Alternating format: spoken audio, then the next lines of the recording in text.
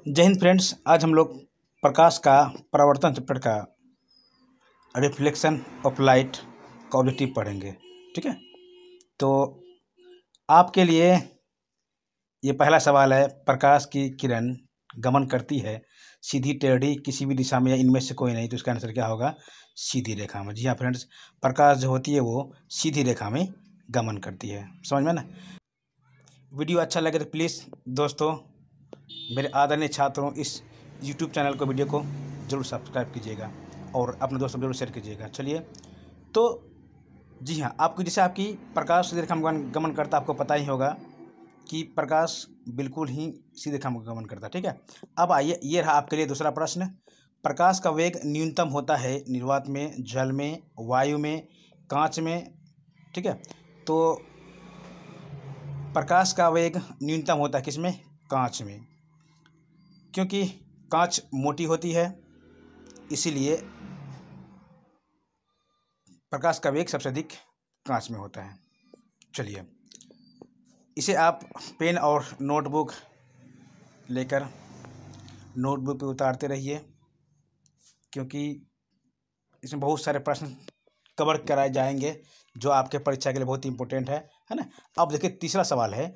Motor गाड़ी के चालक के सामने लगा जो रहता जो दर्पण, या आप देखे होंगे मोटरसाइकिल दोनों साइड में, या फिर कार बस ट्रक किसी भी होंगे ना, उस जहाँ पे ड्राइवर बैठता है उनके अगल बगल में लगे होंगे, तो उसमें होता है क्या होगा? उत्तल दर्पण। क्या होगा? उत्तल दर्पण।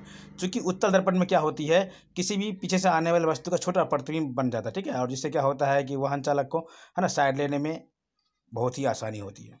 चलिए, इसे आप उतारते रहिए, तो देखे होंगे आप लोग, है ना। चलिए, आप चित्र के माध्यम से हम लोग समझेंगे। ठीक है, चलिए चलिए उतारिए, शेयर कीजिए। अब आते हैं नेक्स्ट क्वेश्चन। ये रहा सवाल नंबर चौथा। मोटर कार के हेडलाइट में किस का प्रयोग होता है? जी हाँ फ्रेंड्स, आप देखे होंगे कि गाड़ी का जो हेडलाइट होता है उसमें जो रोशनी जलती है रात में, तो सारी रोशनी एक जगह पर ही गिरती है, तो उसमें क्या होता है, जो दर्पण जो होता है वो क्या होता है? अवतल दर्पण होता है। क्या होता है? अवतल दर्पण। समझ में आया ना?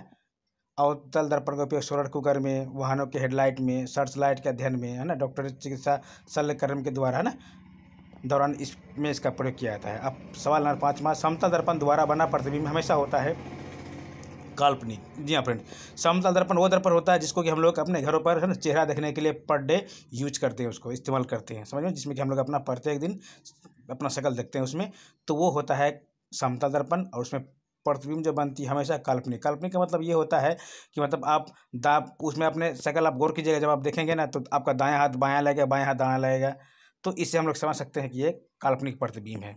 समझ में आया ना? चलिए, तो अब आपके लिए ये सवाल बहुत ज़रूरी था। आप देखिए, लेंस की क्षमता का ऐसा मात्रक क्या होता है? तो जी हाँ फ्रेंड्स, लेंस की क्षमता का ऐसा मात्रक होता है डायोप्टर। क्या होता है? डायोप्टर। ऑप्शन नंबर ए है, क्योंकि फोकस दूरी के व्युत्क्रम को लेंस का क्षमता कहा जाता है। मैं आगे बताऊंगा सारा सवाल, तो ये ऑब्जेक्टिव टाइप का है, तो आप इसे, है ना, जरूर नोट कीजिए। चलिए, आप देखते हैं नेक्स्ट सवाल।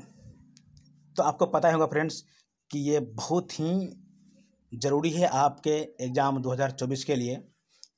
चलिए, आप सवाल नंबर 7 है। प्रकाश की किरणें का पथ दर्शाने वाले चित्र को कहा जाता है? किरण आरेख, फोकस, किरण पुंज, इनमें से सभी। तो किरण आरेख कहते हैं। किरण आरेख क्या होता है, अभी चित्र के माध्यम से आप अच्छी तरह से समझ जाएंगे। ठीक है, चलिए, तो कुछ सवाल हैं, बन रहेगा अंतिम क्षण तक, क्योंकि मैं ये पार्ट 1, पार्ट 2, पार्ट 3 इस तरह से मैं लेकर के आऊँगा। आपके सारे सवाल का जवाब यहाँ पे दिया जाएगा। ठीक है, जो आपके परीक्षा के दृष्टि से बहुत ही महत्वपूर्ण है। अब 2 डायोप्टर क्षमता वाले लेंस का फोकसांतर होगा 50 सेंटीमीटर होगा। इसे हम लोग सोल्व करके जानेंगे।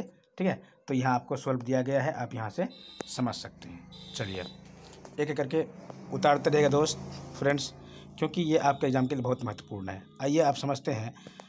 किसी उत्तल लेंस का फोकसांतर 50 सेंटीमीटर है तो उसकी क्षमता क्या होगी? तो ये भी आपको सोल्व करके दिया जा रहा है। आप यहाँ पे, है ना, देख करके आप अच्छी तरह से नोटबुक पे उतार लीजिए। समझ में आया ना?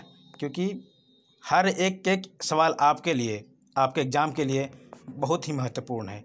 वीडियो अच्छा लगे तो प्लीज़ फ्रेंड्स लाइक कीजिएगा, सब्सक्राइब कीजिएगा और अपने फ्रेंड सर्कल में जरूर शेयर कीजिएगा। चलिए सवाल नंबर नेक्स्ट, प्रकाश के किरणों के समूह को क्या कहते हैं?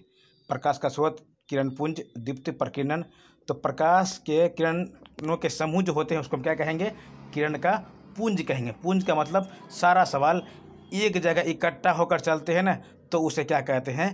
किरण का पुंज कहते हैं। जिस प्रकार से यदि आप टॉर्च मारते हैं किसी वस्तु पे तो सारा रोशनी इकट्ठा होकर के एक जगह पर गिरती है, तो वो जो एक जगह पर गिरती इकट्ठा होकर, तो इकट्ठा हुआ जो रोशनी होता है, प्रकाश की किरणें होती है, तो उन्हें हम क्या कहते हैं? प्रकाश का किरण का पुंज कहते हैं। समझ में आया ना? चलिए फ्रेंड्स, तो वीडियो अच्छा लगे प्लीज़ अपने फ्रेंड में शेयर कीजिएगा, लाइक कीजिएगा।